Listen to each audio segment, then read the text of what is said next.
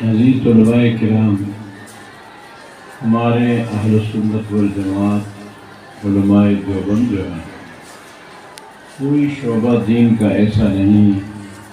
جس شعبے میں ہمارے اکابر نے امت کو راہ نہ عطا فرمائی ہوں، امت کے لیے رہنمائی نہ فرمائی ہو۔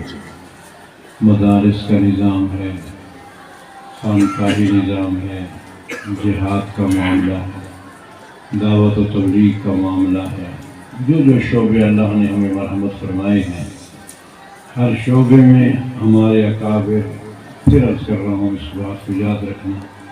اہل سنت والجماعت علماء دیوبند نے پوری امت کی رہنمائی فرمائی ہے۔ عزیز طلباء کرام، جب فتن آتے ہیں نا، فتنے، سب سے پہلے ان کا یہ حربہ ہوتا ہے کہ اپنے اسلاف اور اپنے اکابر سے ان کو بے اعتماد کر دیا جائے۔ بالخصوص دور حدیث کے طلباء اگر سماعت فرما رہے ہیں یا درجات عالمیہ سال اول موقوف کے ہمارے بچے، منتہی طلباء میں آپ عالیہ ہو، خامسہ ہو، رابعہ ہو، جب آپ عملی زندگی میں جائیں گے تو عملی زندگی میں جا کر جب آپ غور کریں گے، جتنے فتنے ہیں، جتنے فتنے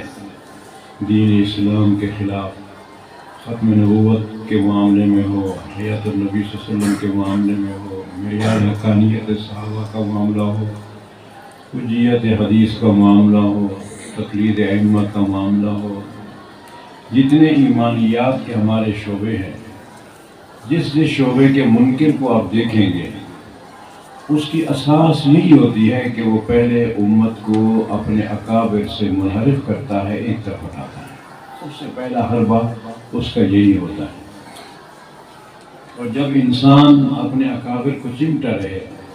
اور ان پر اعتماد کامل رکھے، پھر کوئی گمراہی امکان کے قریب نہیں پھٹک سکتی۔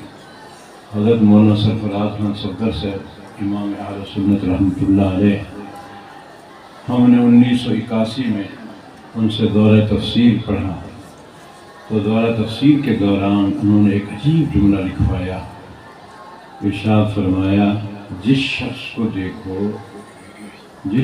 کو دیکھو کہ اکابر اہل سنت والجماعت علماء دیوبند کے عقائد کے منافی گفتگو کر رہا ہے، سمجھ لینا کسی نہ کسی فتنہ میں مبتلا ہو چکا ہے۔ اپنے اکابر اہل سنت والجماعت علماء دیوبند کے نظریات کے منافی گفتگو کر رہا ہے، ان کے خلاف گفتگو کر رہا ہے، ان کی تردید کر رہا ہے، تو سمجھ لینا کسی نہ کسی فتنہ میں مبتلا ہو چکا ہے۔ میں تمام عزیز